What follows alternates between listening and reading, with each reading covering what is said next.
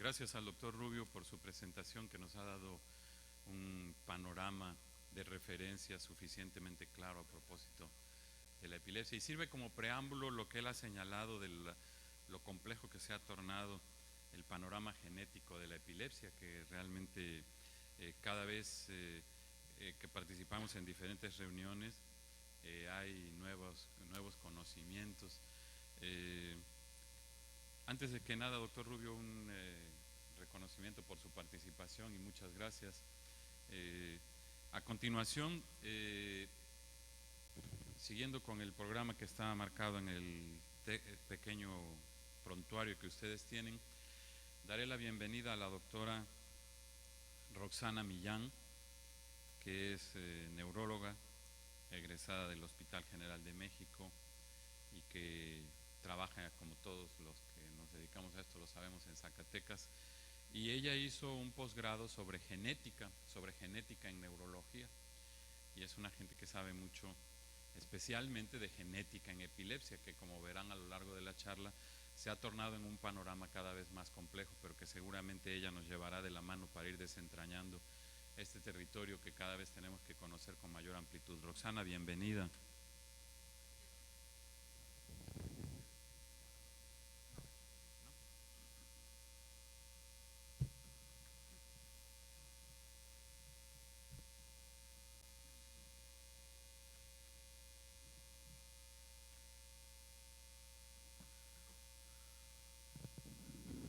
Bueno, buenos días a todos. Para mí es un gusto, agradezco, sí, no, a lo mejor me da mucho gusto estar aquí en este bello y ancestral puerto donde su gente es carismática y de una calidad humana extraordinaria, aparte de que hay muy entrañables y generosos amigos. Esta plática la vamos a tratar de desarrollar en el tiempo que nos han pedido, que es de media hora.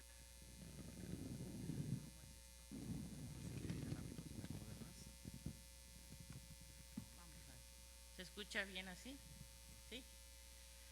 Bueno, miren, como ustedes han oído en esta última parte de la ponencia del doctor Francisco Rubio, la epilepsia no define a una entidad única, sino es una serie de trastornos que tienen una etiología, que tienen una forma de presentación muy diferente entre ellas.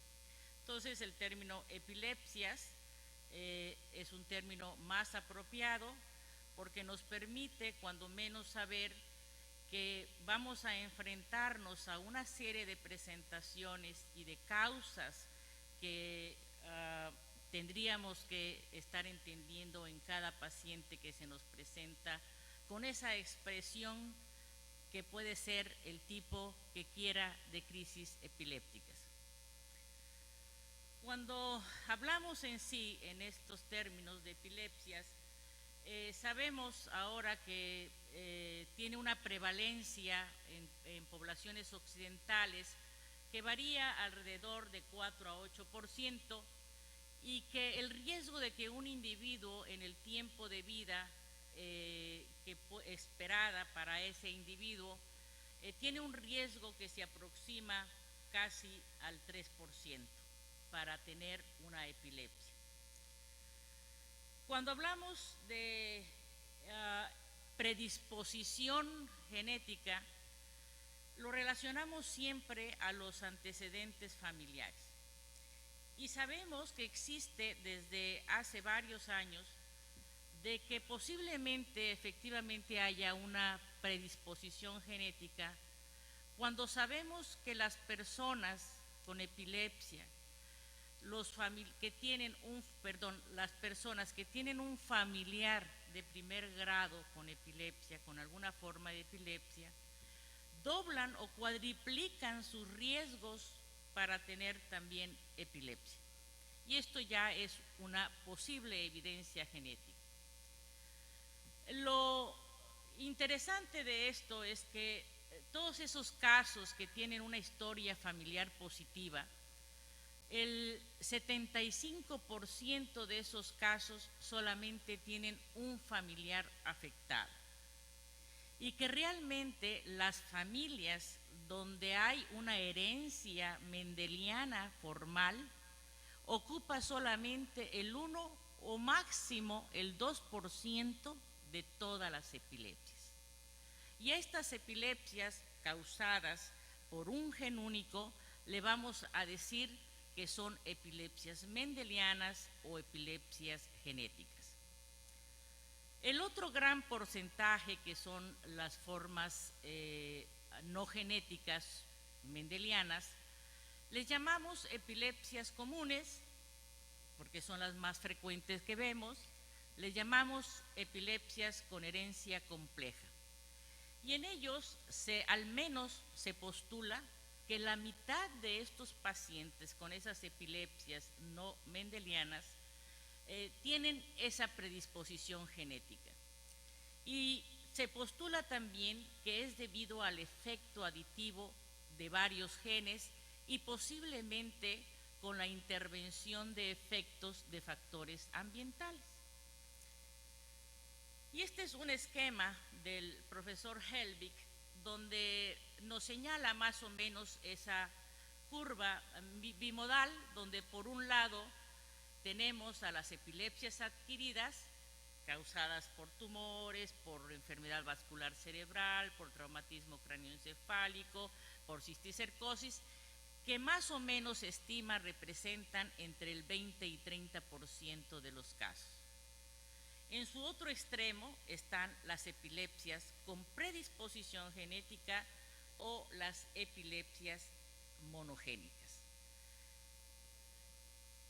Cuando hablamos de epilepsias genéticas, entonces tendríamos que entender que los términos a veces son confusos, a veces no sabemos de qué estamos hablando, y este es un esquema que yo he hecho para que más o menos quede claro que hay, por ejemplo, expresiones como las crisis febriles comunes en nuestros niños, que no son en sí una epilepsia, pero donde hay una búsqueda constante de genes que pudieran dar esta predisposición a estos niños para tener estas crisis febriles no complicadas.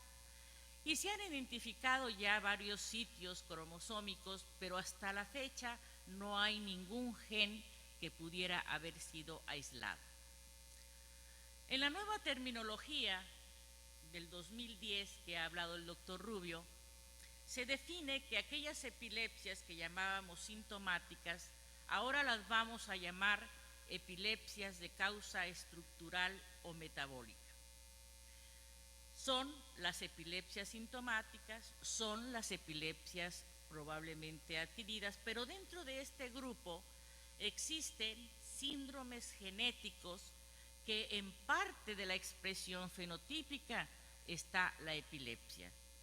Y aunque podrían llamarse epilepsias genéticas, se les quita ahorita de este grupo simplemente porque son de causa estructural o metabólica. Y ahí, por ejemplo, metemos a una serie de síndromes genéticos como son las epilepsias mioclónicas progresivas, las enfermedades neurometabólicas, las enfermedades neurocutáneas, las malformaciones del desarrollo cortical o las anormalidades cromosómicas. En todos ellos, el descubrimiento de genes como causales y formando parte de ese efecto de gen están presentes. El término entonces epilepsia genética, al cual la nueva terminología y a la cual vamos a adaptar en esta plática, vamos a referirnos a aquella epilepsia familiar, aquella epilepsia que en el que se ha descubierto un gen que causa ese síndrome epiléptico, y que son los síndromes epilépticos monogénicos o mendelianos.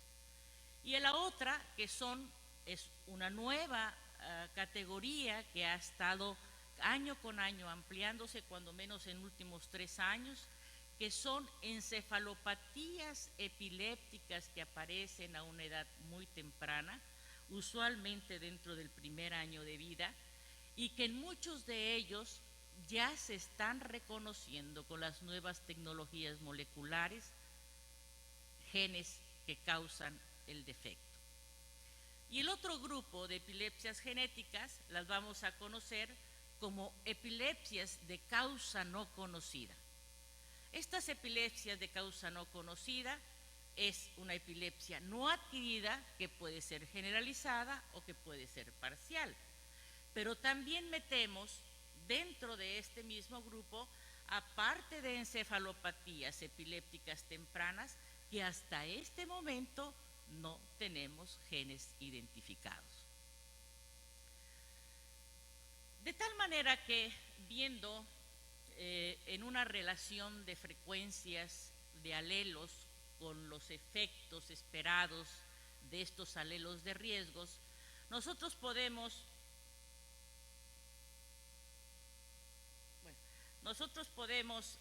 ver cómo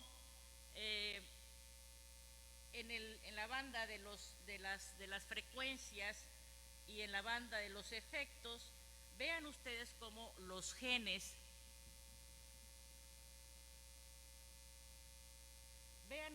por ejemplo, cómo en este extremo estos genes mendelianos pues tienen un efecto sustancial casi del 100%, pero son genes que obviamente son muy raros en nuestras poblaciones. Estos son los síndromes genéticos mendelianos. Dentro de este otro extremo tenemos frecuencias alélicas que son muy comunes en nuestra población, pero cuyos efectos para la manifestación de una epilepsia es muy pequeño. Si hablamos en términos de relación de momios, de odds ratio, decimos que el riesgo no alcanza ni el 1.4 de odds ratio. En el intermedio de estas variantes o de estos genes están las llamadas variantes raras, que son, por cierto, muy difíciles de identificar y que en este momento hemos sido capaces de poder ir entendiendo que efectivamente son factores de riesgos para un proceso epileptogénico. Efectivamente, durante los últimos 15, 17 años han habido un número de síndromes monogénicos epilépticos donde los genes ya han sido identificados y que ha sido de una utilidad tremenda para ir entendiendo los mecanismos patogénicos o los procesos de epileptogénesis. No son muchos, no llegan a 25 estos síndromes. Estos son algunos ejemplos que ustedes seguramente ya conocen o han estado oyendo. Estos son parte de estos genes identificados, en su gran mayoría genes relacionados a canales iónicos, pero que no se restringe. Lo importante de resaltar es que mutaciones en un gen pueden incluso expresarse de una manera fenotípica diferente, o un mismo síndrome puede ser secundario al efecto mutacional de genes que no tienen una relación entre sí. Y por eso se dice que no son efectos poligénicos o que tienen una heterogeneidad genética, es decir, una mutación en un gen o en otro gen nada que ver, producen el mismo síndrome epiléptico. Estos son otros que forman parte de la lista anterior, donde también genes han sido identificados claramente, son los síndromes monogénicos, y donde la lista sigue agregando cada año conforme nuevos genes van siendo identificados.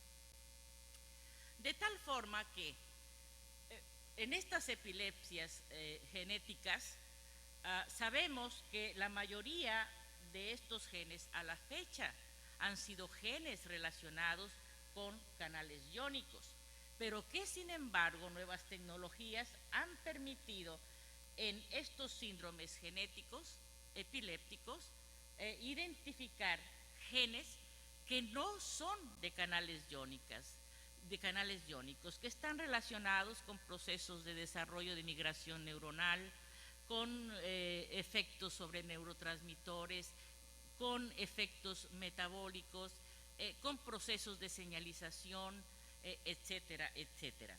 Y esto es prácticamente las novedades que han venido sucediendo al menos en los últimos 5 años. Hablando de epilepsias monogénicas, ¿qué ha sucedido en el último año?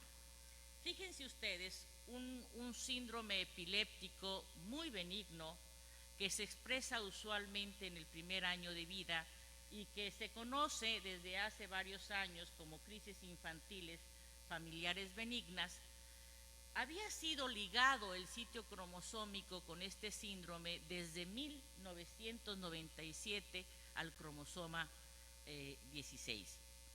Pero había desapercibido su detección, es decir, sabíamos que estaba ahí el sitio, pero el gen no podía haber sido aislado. De manera sorprendente, pacientes que tenían un padecimiento usualmente asociado con este síndrome epiléptico, que es la discinesia paroxística cinesogénica, estudiando a estos pacientes con una metodología que es la que ha revolucionado mucho el descubrimiento de muchos genes, que es la secuenciación de próxima generación, se encontró que el gen que estaba explicando esta discinesia era el gen PRRT2. Cuando se estudiaron los pacientes con este síndrome epiléptico, encontraron que 70% de esos pacientes tenían estas mutaciones también, la mutación en este gen. ¿Qué quiere decir esto? Que probablemente las tecnologías o los estudios de aproximación tradicional para la detección de genes no han sido suficientes hasta que no viene la posibilidad de una tecnología de muy alto nivel para poder identificar. Pasaron 13 años para poder aislar este gen. El otro hallazgo sorprendente reciente en el año anterior fue que miren ustedes cómo un gen relacionado con canales de potasio se encontró utilizando otra vez secuenciación del exoma, de al menos la porción codificante de nuestro genoma, en un síndrome muy severo en la infancia, que es la epilepsia parcial migratoria maligna, de muy alta severidad, y se encontró que estos pacientes secuenciando este exoma había mutaciones espontáneas en la mitad de los casos que estudiaron de presentación esporádica. Lo interesante es que aquí la estrategia para estudiar esto utilizaron al caso afectado y a sus dos padres vivos no afectados y pudieron comparar esos exomas y de esta manera pudieron descubrir que el gen responsable era este gen. Pero también este gen, en una epilepsia ya conocida muy clara como la epilepsia del lóbulo frontal autosómica dominante, que ya sabíamos que estaban en algún porcentaje relacionados con mutaciones en el receptor nicotínico de acetilcolina, cuando secuenciaron el exoma de casos refractarios con manifestaciones psiquiátricas, también encontraron que este gen estaba siendo parte de la explicación de este mismo síndrome. ¿Qué quiere decir esto? Que esto es un espectro continuo de severidad en una expresión fenotípica que por un lado se expresa con un síndrome epiléptico severo de la infancia y por otro en un síndrome epiléptico que se expresa en la adolescencia de menor severidad. No lo sabemos. Para contextualizar esta información, yo diría que estas epilepsias esporádicas debemos darle un contexto donde pudiéramos ubicar, bueno, cuáles son los factores de riesgo genético para estas epilepsias esporádicas. El primer elemento son las llamadas variantes genéticas comunes. Estas variantes genéticas comunes siguen siendo estudiadas a través de estudios de asociación, directas o indirectas, pero que el problema es que se requieren miles y miles y miles de pacientes contra el igual número de controles para poder correlacionar o establecer las diferencias de frecuencias. Estos estudios de asociación tuvieron una fase de una década de investigación genética en epilepsia y realmente los resultados fueron muy desalentadores.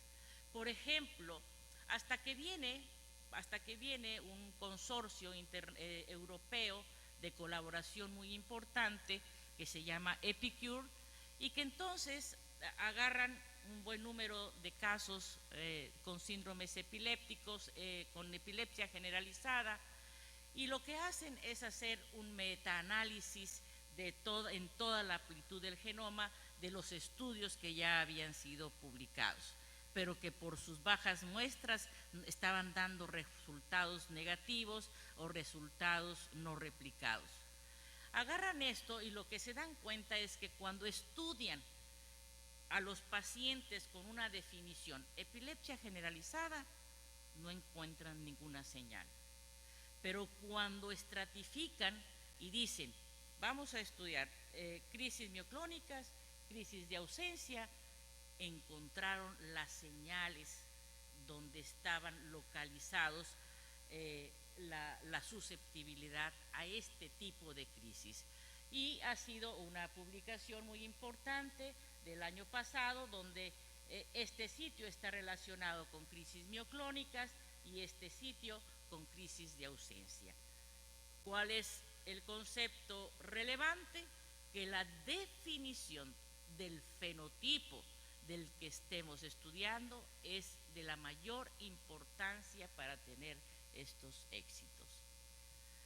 No quedándose atrás, el mismo grupo de colaboración europeo, después de esos resultados tan desalentadores, por primera vez existe un estudio de asociación de genoma amplio donde quedan formalmente identificadas variantes genéticas comunes como factores de riesgo para epilepsia no adquirida.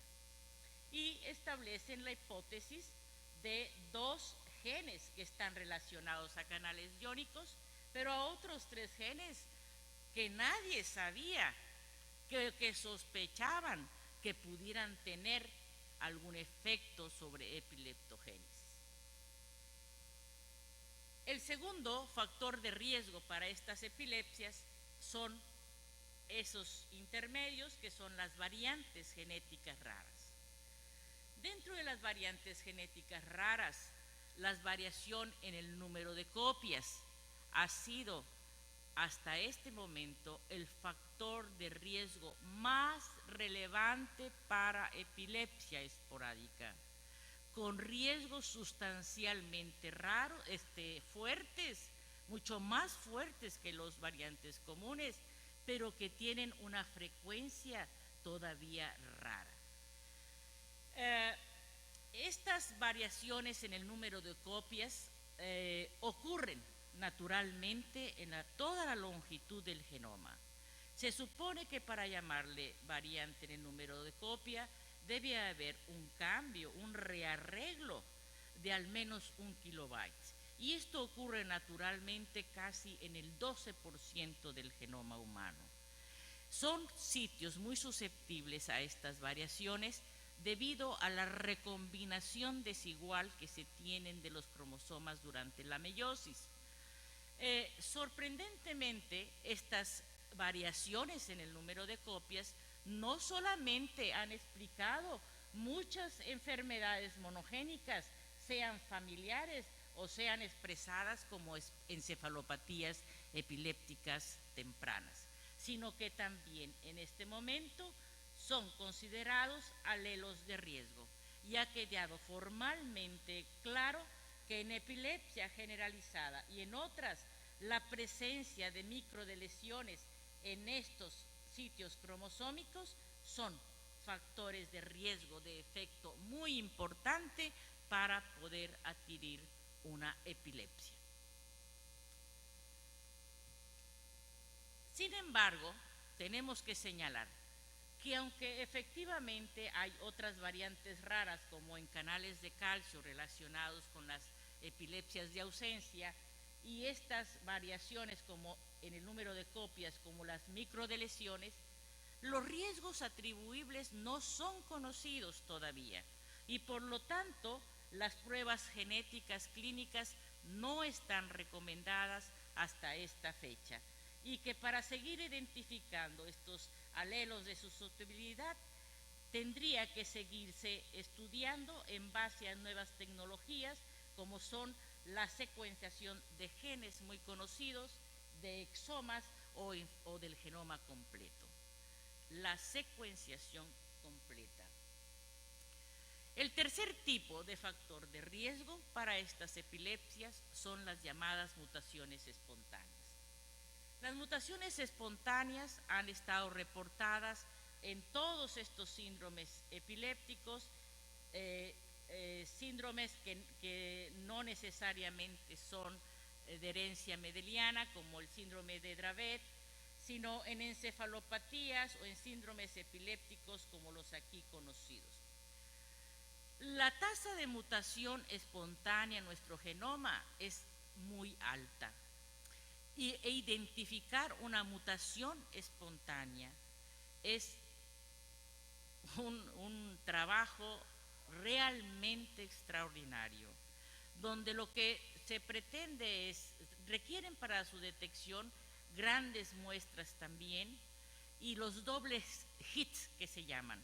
Es decir, si detecto una mutación espontánea en un caso, debo tener en otro un hit también, para que ese doble hit dé potencial mecanismo patogénico y después se estudie funcionalmente.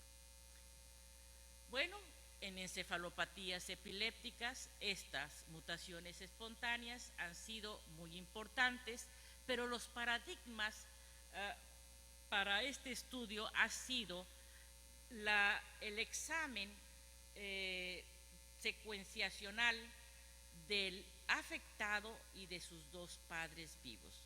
Esa es la manera más exitosa para poder estar demostrando estas mutaciones espontáneas. Vean ustedes como, por ejemplo, este consorcio EPI4K secuenciaron, fue el primer consorcio que se estableció y que recién en diciembre del año pasado publicó su primer análisis. Ellos secuenciaron el exoma familiar de gran escala en síndromes epilépticos conocidos utilizando estos tríos, afectado y ambos padres, vivos, no afectados, pero metieron también otros dos objetivos importantes, pero al menos el primer análisis lo que reporta es que el 15% de estos tríos fueron encontradas estas mutaciones espontáneas en estos síndromes epilépticos a los cuales los que nos dedicamos a epilepsia estamos bien familiarizados. La prueba genética obviamente puede ser aplicada en muchas disciplinas médicas, pero lo importante es que están enfocadas directamente a tratar de entender los mecanismos patogénicos en un paciente. En 2010, la Liga Internacional contra la Epilepsia define dentro de estos 25 síndromes epilépticos monogénicos cuándo una prueba genética clínica de diagnóstico o de predicción es apropiada. Y al menos estos 8 síndromes epilépticos es donde está recomendada la prueba genética clínica. Más recientemente se postulaba qué importancia tiene la aplicación de la detección mutacional en uno de los genes más sobresalientes que se han descubierto, que es el gen relacionado con el canal de sodio. Y la conclusión es que quizás en todos los pacientes con síndrome de Dravet, todos los niños que tengan un fenotipo sugestivo de síndrome de Dravet, debe de ser aplicada la prueba genética clínica, debido a que tiene un impacto. Primero, el 80% son debidas a mutaciones espontáneas. Y tienen un impacto no solamente en evitar estudios diagnósticos innecesarios, sino también tienen el impacto en el pronóstico, en establecer el pronóstico en estos pacientes y sobre todo en poder elegir el medicamento más apropiado para este síndrome, que no responde a cualquier fármaco antiepiléptico. Mientras que las crisis parciales migratorias de la infancia, decíamos, es apropiado hacer el estudio de prueba clínica en este gen, siempre y cuando primero se haga la del gen que habíamos comentado, el gen de canal de potasio, porque la mayoría de los casos se relacionan con el gen de potasio y secundariamente al gen del canal de sodio. Mientras que en otras epilepsias donde formalmente han sido identificadas mutaciones en este gen, la frecuencia es tan baja que al hacer la prueba clínica, la prueba genética clínica en estos casos no es recomendable. La tecnología molecular, la nueva tecnología molecular, entonces nos ha llevado en este momento, a partir probablemente de estos últimos 5 años, a una serie de examinaciones en investigación genética que ha sido extraordinaria.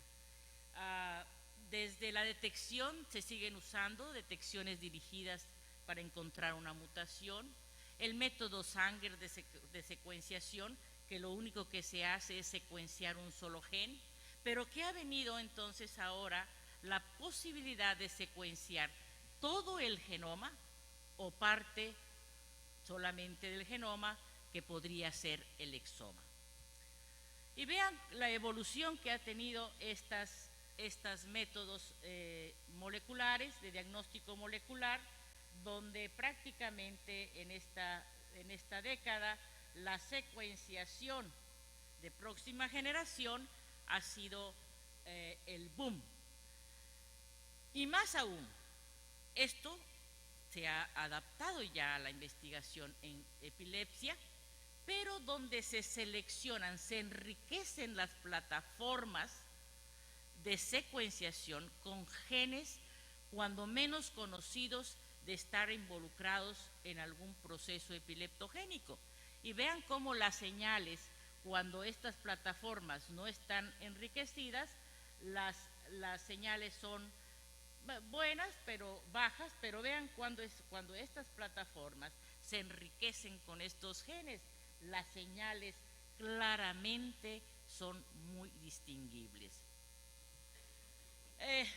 Finalmente, las epilepsias, con su complejidad fenotípica, con su complejidad genética, es posible todavía que sea una entidad, un trastorno, en donde haya una colaboración internacional o nacional de las diferentes personas dedicadas o que atienden a epilepsia, para formar consorcios que puedan permitir todavía estos estudios. Y las áreas de investigación pues siguen siendo las propias epilepsias monogénicas, que aunque sean extraordinariamente raras y representen solamente el 1% de las epilepsias, sustancialmente los genes que se descubran en ellos seguirán dando información relevante patogénica. Y por supuesto el estudio en epilepsias genéticas de herencia compleja o de la otra área que es la farmacogenómica. En resumen, podemos decir que desde que el primer gen en 1995, un gen del receptor de acetilcolina relacionado, descubierto para la epilepsia del lóbulo frontal autosómica dominante, vino la era de descubrimiento de genes relacionados con canales iónicos. Posteriormente pasó a una edad oscura con los estudios de asociación de genoma amplio, donde los estudios no aportaron mayor evidencia de genes para este trastorno. Y finalmente, a partir del 2009, el descubrimiento del factor de mayor efecto que se han encontrado para epilepsias adquiridas, epilepsias no adquiridas, epilepsias esporádicas, que son estas variaciones en el número de copias. Y al borde, al extremo final, en la punta, esa burbuja que está desbaratándose, que está tronando para poder tener la posibilidad de secuenciar el genoma o el exoma, que van a permitir el aceleramiento en el descubrimiento de nuevos genes. ¿Todo para qué? ¿Qué importancia va a tener esta secuenciación de próxima generación en la clínica? Los enunciados en amarillo aquí, yo quería ponerle rojo, pero no me gustó, lo puse en amarillo, son banderas rojas, donde efectivamente vamos a poder utilizar esta información de la secuenciación de próxima generación, pero donde tendremos que tener cuidado especial en la definición del fenotipo y en la apropiada selección de los individuos a quien va a podérsele aplicar este estudio secuenciacional.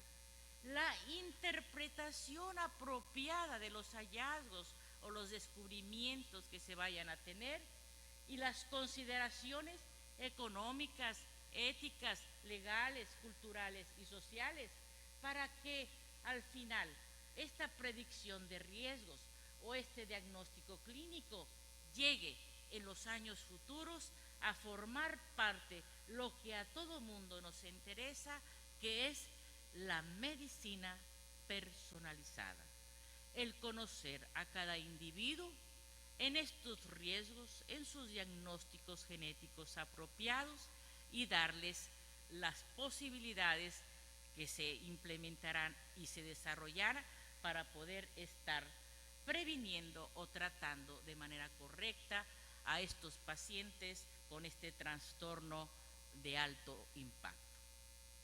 Muchas gracias.